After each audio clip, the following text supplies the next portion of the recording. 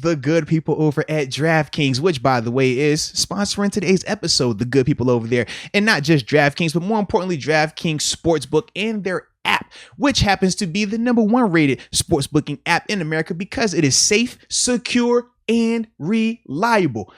I mean, Deke, we don't like to play when it comes to our money, right? No. Nah, if we win, we want our compensation now, right? Mm-hmm. And on the flip side, if we happen to not be victorious, we don't mind that compensation being, kept in-house.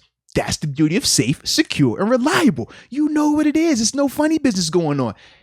But Deke, we got something for the first time people out there, right? You know when they first sign up, right? Yeah, tell us more. I mean, we were all the first at something at some point in our lives. And if you're the first, if this is your first time signing up with DraftKings Sportsbook, make sure you use the promo code MOATS. And why should you use that? Draft deposit bonus money, up to $1,000 worth of it. Should we explain that to him? Yeah, I think it would help. You sure? Yeah. I don't know, man. Wait, should we? Probably. All right. I guess we'll explain it. Draft deposit bonus is essentially this. Since your first time, right? Deke, he pulls up his phone. He downloads the app. He says, yo, I'm ready to do this thing. I'll type him a promo code MOATS. He put in $755. So you got the 7 because of, the quarterback, and then 55 because of moi. Sure. Okay. All right. And then from there, if I'm Mr. DraftKings, I say, I'm going to take my 755 and put it with your 755 just because I like it and use their promo code. So with that being the case, ladies and gentlemen, make sure you use the promo code. And if you have any type of issue, because we know sometimes people have issues when they're trying to get money, where they're trying to have opportunity to win money. If you happen to have said problem, read this. Take your time with it.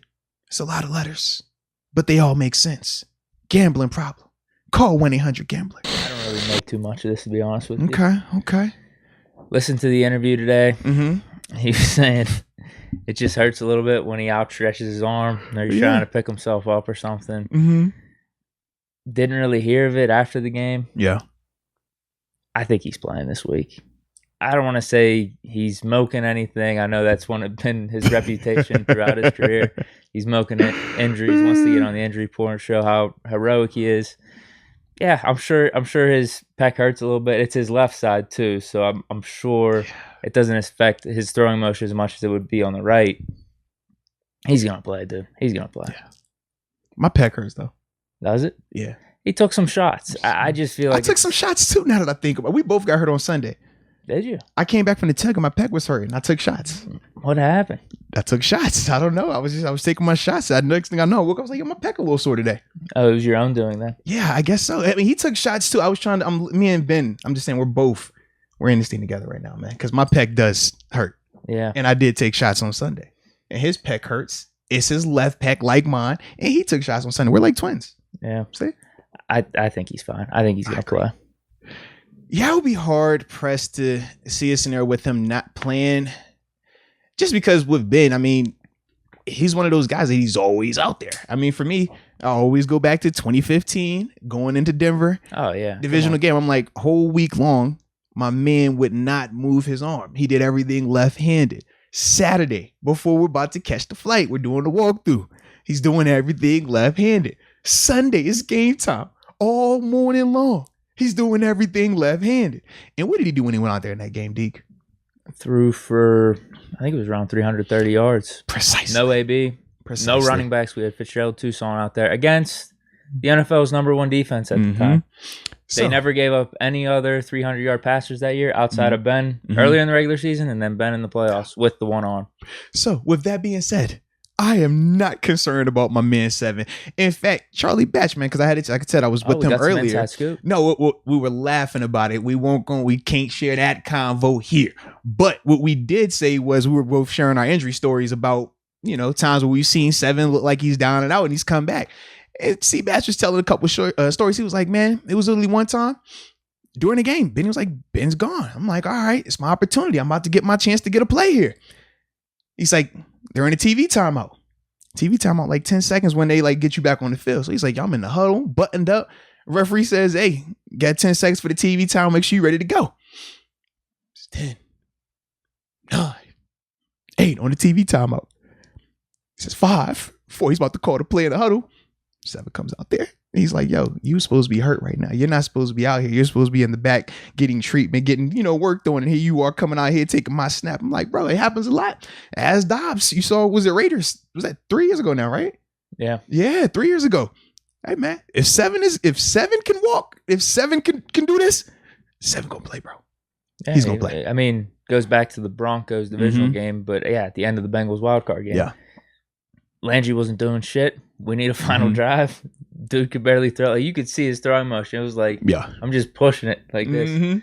Still got out there, got the dub. He's going to play. That's what he does. That's what he does. The only time in his history that I recall us like actually holding him out for more precautionary reasons was the Browns game. And then he came right in the next series. Yeah.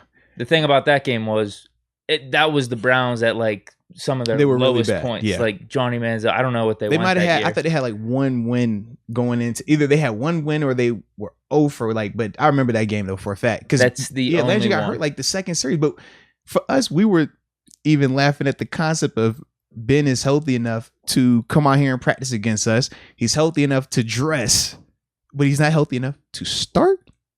We weren't really, that was one of those decisions from up top that the players was kind of like, yo, we don't really agree with this. And then it just so happened, I think it was like 2 series in, Ben gets in and we're like, that game is supposed to be over 300 yards too. But we were just like, yo, what's going on here? Like, he could dress, he could be the backup, but he can't start. It's 7. Like, stop it. Yeah, that scenario is different than any of the other scenarios or this one, in my opinion. We're 1-1. Yeah. I feel like he wants to be out there. I feel like he's going to be out there. We're going to need him to. We're going to get this dub. Bengals actually don't look that bad. But yeah, that's my thoughts on it. I think he's fine. Now, because this has come up with both players, right? Ben and TJ. Because with TJ now, we know he's dealing with the groin, and obviously the mix of reports of how long he should be out and things like that.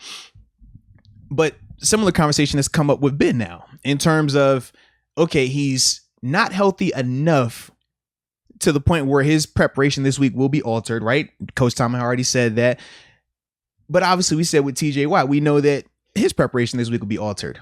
Now, when we talked about will we rather sit TJ out a week or two to make sure that he's fully healthy for the long haul, all of us were pretty much in agreement that, hey, yeah, man, we'd rather sit TJ a week if that means we're going to have him guaranteed fully healthy for the rest of the season. So present the same question to you and to the chat with 7 this weekend. If there is a scenario where he is not 100% healthy and you know how this offensive line is, do you still put him out there or do you give him another week till he's getting all the way healthy? I think he's fine. It's just one of those things. But this is my thing. We say banged up a little bit. This is the thing. We say we think he's fine. And I do think it is a little different than the groin injury, and also just the position too, quarterback versus outside linebacker, edge with the groin versus that left pec. I get the concept because I do think if Ben goes down, we're pretty much screwed here. If TJ goes down, we're pretty screwed on defense too. Not to the same degree as Ben going down on offense though. I'm just thinking. What do you mean by that? Because I thought we all said the defense like dropped off when TJ was out. But here's my thing: if TJ's out and we get everyone else healthy, we could still be like a top 10 defense. Okay.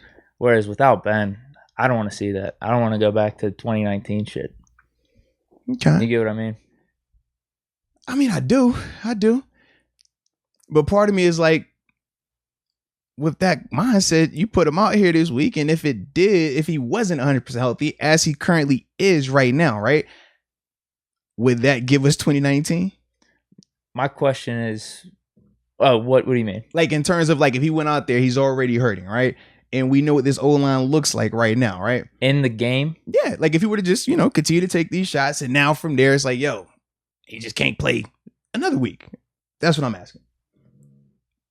Like the risk versus reward of this game right here versus the rest of the season. Same as like when we're talking about with TJ, like this one game for TJ doesn't outweigh the rest of the season. But with 7, it sounds different a little bit. Right. I don't know if his risk of injury is going up at all. Like I don't even know what this injury is, a pec injury. Like it's your pec, your chest. Yeah. I'm telling you from my standpoint, I'm guessing it's just like a bruise or something. I really don't think it's that bad. He's saying but it's bad enough that he's on the injury report and he's going to have his preparation altered, though. Listen, dude, I think he's fine. We listen. People have talked about Ben's reputation, and I get it 100%. I'm just listen. He's fine. So what do you say? Is he milking this? No, I'm just trying to. I don't think he's milking. So you don't want to practice? He's feeling something. So is he 100% or is he not? I'm confused, Deke. He's fine, but he's feeling something, but he's good, but he's not milking it. He's fine, bro. I'm just help me. He's fine, bro. He's fine. All right. He might be banged up a little bit. That's all. He's fine though. Like he might be banged up a little bit, but he's fine though. Right. All right. He's able to play both sides. Yeah. Warrior, but also he's good. He can do whatever he wants. Yeah. So he's like a hardened guy, but he's fragile as well. Yeah. I got it, bro. I'm with it. He is the master of machismo, little drama queen. I'm with you, man. You can be, bro. Here's my thoughts. And this is just completely from the outside looking in too. I think this is different than potentially like a knee injury for Ben. Okay. Or like an ankle. This pec, dude, I don't know where this is coming from. Like, I just don't feel like it's that bad. I don't think his risk of injury really goes up with him being out there and said offensive line at any point. Like, say he goes to this game, he's fine. Next week, it's just more about the offensive line as opposed to anything going on with Ben, in my opinion, because if the offensive line is always letting dudes through, his injury risk is always going to be the same, I think, on a week-to-week basis. I agree. That's what I'm thinking. So, but he's going to play. Yeah, that was my mindset, though. It's like, I don't think the injury risk part, that's not changing. I just don't like the already present injury risk with him not being 100%. That's my difference. Because I felt like Raiders game, we knew he was 100% going in. So I thought, like, even if he is banged up, at least he's starting at 100%. Imagine if he started that Raiders game at like 80%. That's where I'm just kind of like weighing it. But to go about the injuries, I can tell you because I've actually had these injuries, man. I tore my pec before, not off the bone, but well, I was gonna. What is this then? Yeah, so pec, because so your pec is your chest muscle, right? So you got like the man boob or whatever, like how we joke about it, like that's the pec muscle, and the pec is connected, the tissue, to your shoulder. So when you tear it. Do you think this is a tear, though? No, it's not a tear. If it was a tear, we'd have surgery. That's why I know for a fact it's not a tear. It's a strain for him. Like, or it's not torn off the bone. Because, like, for me, when I tore mine, it wasn't completely off the bone, but I could not play a game for 3-4 months at least. Cam Hayward, he tore his off the bone. He had to have surgery. That's where you get, like, the full reconstruction to attach it back to the ligaments. For them, for Seven, this sounds more like a strain. Now, strain, does it hurt? Sure. Not on the throwing side, so I'm not worried about him in terms of moving his arm and throwing the pass and stuff like that. What I am concerned about is, what do we see a lot of Ben when he's in the pocket? Guys pulling at him, right? And what does he do? Fighting force with force, right? That's where it becomes an issue. So we think about last game, think about the Bills game, right? And we know with this O-line, he's going to have to do what? Throw guys off him. He's going to have to do some of that. That's the injury concern part, because he's going to hold that right arm good because he got the ball there. That left arm where that pec is, that's the part where everybody's pulling. That's the part where he's going to be doing all that. And that's the part where if it is strain going into it and he's doing that for 4 quarters, it does have the potential to get worse. Well, he did say he heard it early in last game. Yeah. He finished out last game. I think he's fine, dude. I think he'll be good. Hey, man, it's 7, man. There's even thoughts about Ben even like banged up a little bit. It's like an alter ego. He goes off a little bit more. Like he'll be fine, dude. I'm with you, man. But I get the sentiments. I really do. I'm just thinking with this one, if it was like a knee or something. It's because it's 7, man. We got it, bro. And also, 7 is 7, bro. And also, if he got knocked out of the last game and wasn't able to finish it too, that might even be a different part of it. It's just a difference in the style of it, though. Whereas like TJ, yeah, he didn't even come back last week. But I get what you're saying. A strained pec, though, it wouldn't be enough to get you out. But it's enough that it can linger. That's the difference with it. You know what I mean? So it's like, I don't think that it would ever be to the point where it's debilitating for him. But it would be something that could alter how he is able to get out of stuff. That is very real. That's the part where I'm just like, it's still it's not crazy. Like I'm not, oh my God, it's the pec. Like be careful. But it is something that you would pay attention to. It's kind of like the groin. No one cared about a groin until what? Groin injury started happening. Now we over here, man. Who's the groin expert today? Everybody want to know about a groin. It's like, bro, it's not significant, but it can become significant if you don't take care of it. Hammies are usually the worst, huh? But like hammies in terms of nagging, right? But hammies and groins are very similar in terms of it. The reason why hammies get talked about more is because typically you see them more with your fast guys, your speedsters. Whereas with the groins, a lot of people deal with them, but it's not as prevalent. You're not going to be like, man, this another receiver. It's another receiver that's out.